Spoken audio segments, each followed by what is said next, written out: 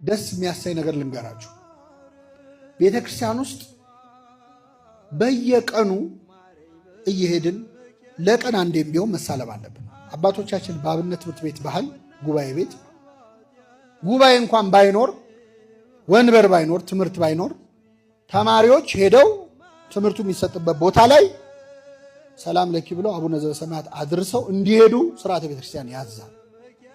ይሄ የሆነበት ምክንያት ምንድነው? መንፈስ ቅዱስ ላመኑና ለተጠመቁ ክርስቲያኖች በየ40 ቀኑ ጸጋ ይጨምራል። መቼ አይታወቅም። እየሰማችሁ እኔ እውነት ነው የምነግራችሁ። አብረን አድገን የሆነ ጊዜ ድምፅ የሌለው ድምፅ ኖሮት አይቻልም። እየሰማችሁ ሲማር ትምህርት የማይገባው የሆነ ሰዓት እሳት ሆኖ ነው።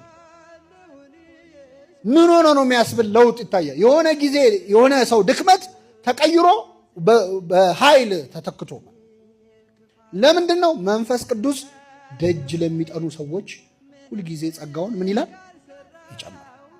ስለዚህ በምንም ምክንያት የፈለገ በኃጢአት ውስጥ ብንሆን ሰው ሲታመም ከሆስፒታል አይቀርም አይደለም? ይቀራል። አይ በቃ ታምሜማ ሆስፒታል አልሄድም ምን ይባላል? እስቲ ሆስፒታል እንዴት ይላል? አይባልም።